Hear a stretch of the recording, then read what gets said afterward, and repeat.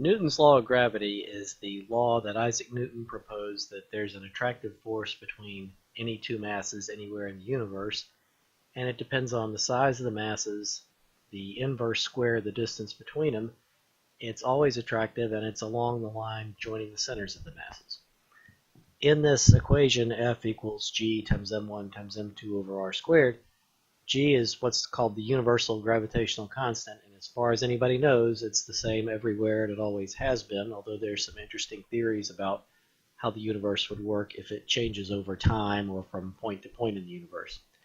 Anyway, the best measured value is about 6.67 times 10 to the negative 11 Newton meters squared per kilogram squared. This is a very tiny value, and that means that even for large masses near one another, the force is very small.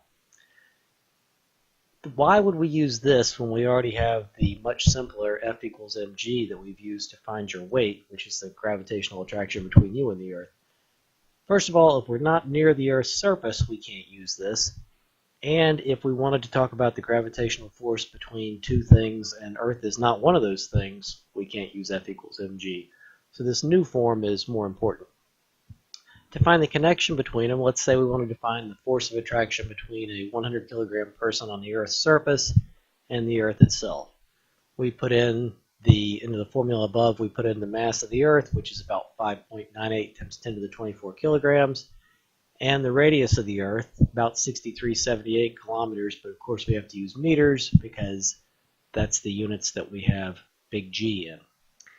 Anyway, when we do this, we get 980.523 newtons. What that means is our average value of little g should be about 9.80523. And of course, when we carry it out to this many digits, they're not significant. It would depend on particular location on the Earth.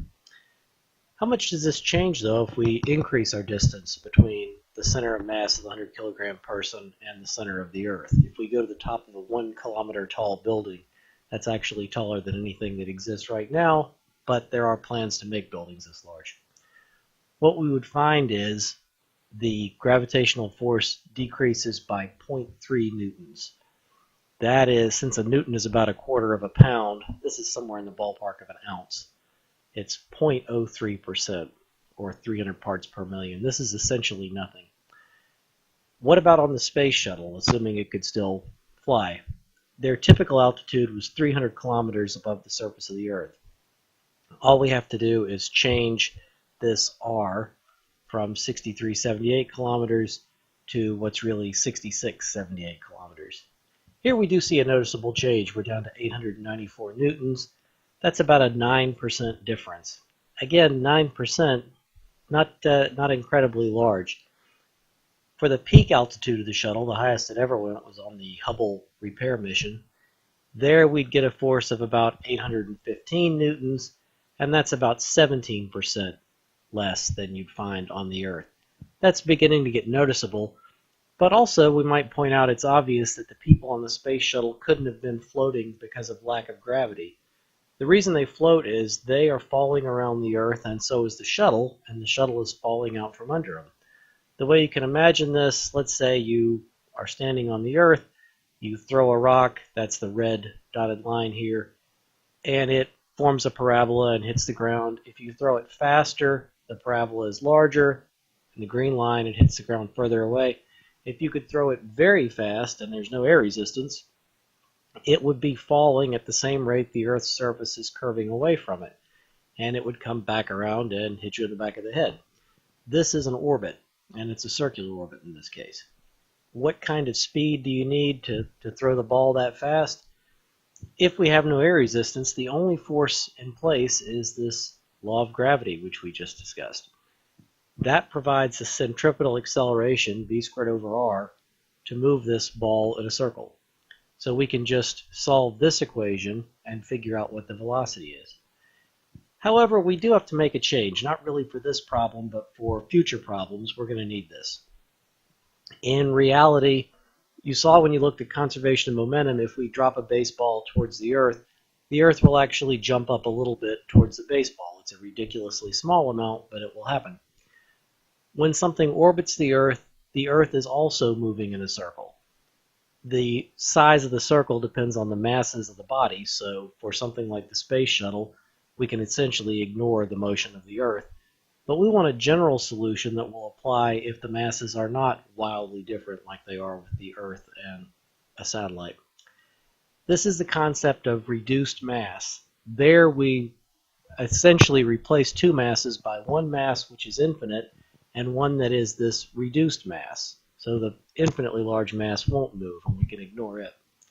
We use the symbol mu for reduced mass, and we define it as the product of the masses divided by the sum of the masses. You can see if we're talking, if M1 is something very, very large and M2 is something very, very small, M1 plus M2 is essentially M1, and this reduced mass will become the mass of the smaller object. But we'll leave it in there for now. So we put our reduced mass in here on the right, next to the centripetal acceleration. Then we can expand it, and we can write something like this. We do a little algebra and get to this point.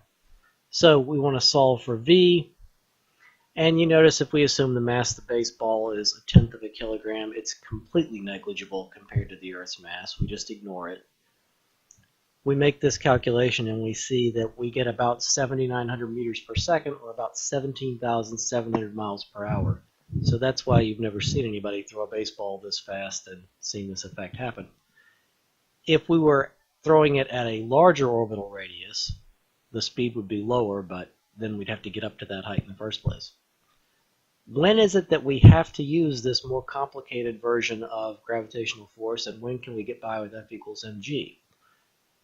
What's important here is the altitude, the difference between the Earth's surface and the orbital height, and we'll call that h. If that's small compared to Earth's radius, we can use the simple formula F equals mg. The error percentage is going to look like this. It's going to be radius of the Earth divided by radius of the Earth plus altitude, or orbital radius of the actual thing, and it's going to be 1 minus the square of that ratio. So we can get 99% accuracy from F equals mg, even if we're looking at things that are 20 miles